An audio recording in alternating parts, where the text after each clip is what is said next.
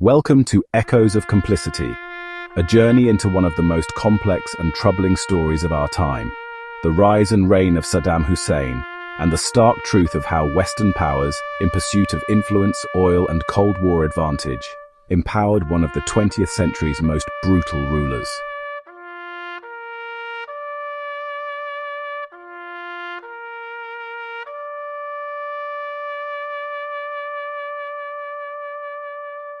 Saddam's legacy is often remembered in isolation, as a dictator who terrorized his people and destabilized his region. But no leader rises alone.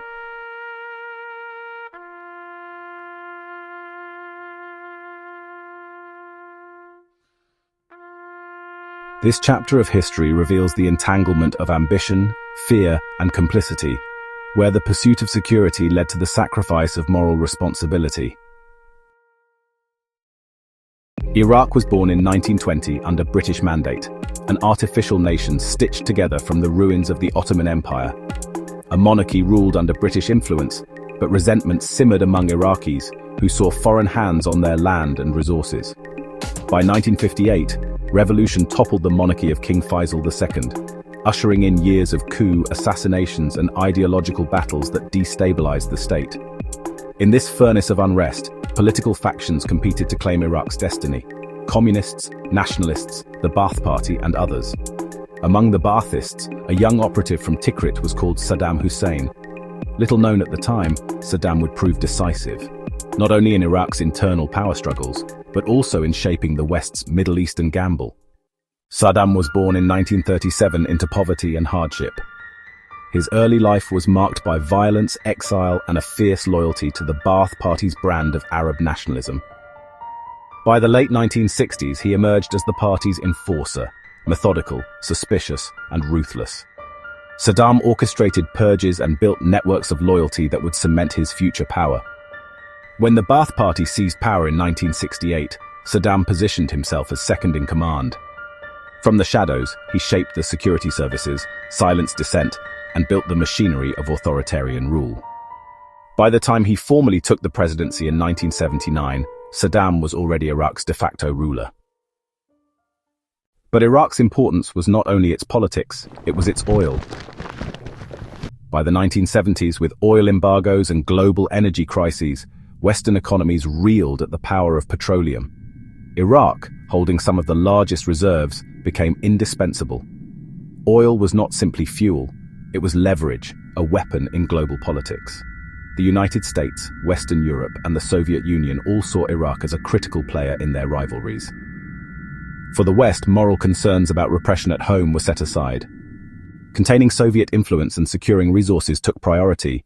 In 1979, two events reshaped the Middle East. Saddam Hussein assumed Iraq's presidency, and across the border, the Iranian Revolution toppled the Shah. For Washington, Tehran's transformation into an anti-Western theocracy threatened the entire Gulf region. Saddam, though violent and autocratic, suddenly appeared useful, a secular strongman who could counterbalance Iran's revolutionary zeal. In the name of stability, the West began a fateful courtship. The infamous 1983 photograph of Donald Rumsfeld shaking Saddam's hand was no accident. It symbolized a relationship based on convenience rather than conscience.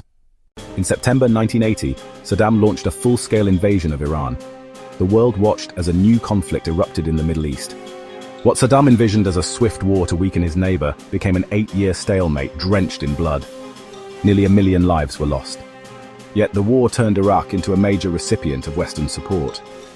American intelligence shared reconnaissance with Baghdad. European industries sold dual-use chemical materials and weapons components.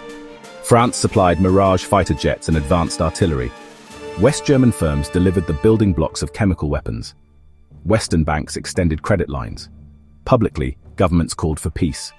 Privately, many aided Saddam's war machine. Iran was seen as the greater enemy. Saddam became the useful proxy. Emboldened by all the Western backing he received, in 1988, as the war dragged on, Saddam's cruelty on Iraq's Kurdish minority reached its peak. In the Kurdish town of Halabja, chemical weapons poured from the sky, killing thousands within minutes. Families collapsed in the streets. Survivors carried scars for life. The images shocked the world. Yet the official Western response was muted. Politicians spoke of allegations and uncertainty over responsibility.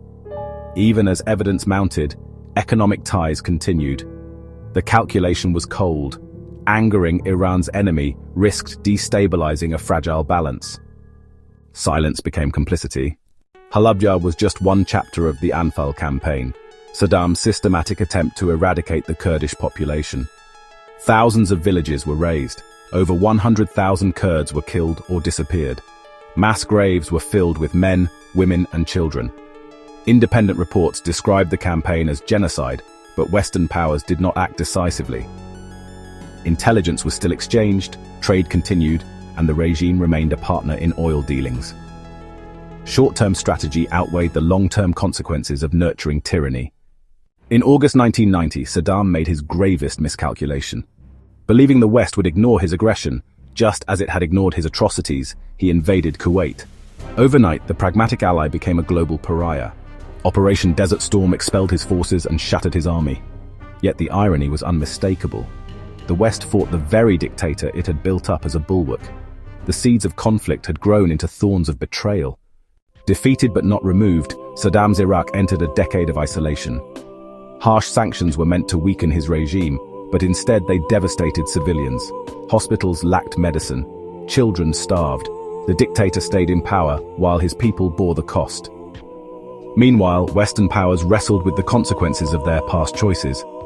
Iraq became a wound that would not heal, its people paying the price of both dictatorship and geopolitics. In 2003, amid fears of weapons of mass destruction, the United States led a coalition to topple Saddam, once and for all. The dictator who once shook hands with the West was captured, tried, and executed. Yet his fall did not bring stability. Instead, Iraq descended into insurgency, sectarian bloodshed, and chaos. The cycle of intervention and unintended consequence continued. The life of Saddam Hussein is more than just the story of a despot. It is a reflection of choices made far beyond Iraq. His story mirrors how nations in pursuit of oil and power can abandon their principles, sometimes with lasting consequences. The West tolerated and even enabled Saddam until his ambitions clashed with their own interests. When pragmatism overtakes morality, the true cost is measured in human lives long after alliances have faded. The legacy of complicity endures, not as distant history, but as a warning to all who place power above principle. What are your thoughts on this forgotten part of history? Let us know in the comments below, and if you want to continue uncovering hidden histories, please like and subscribe. Thanks for watching.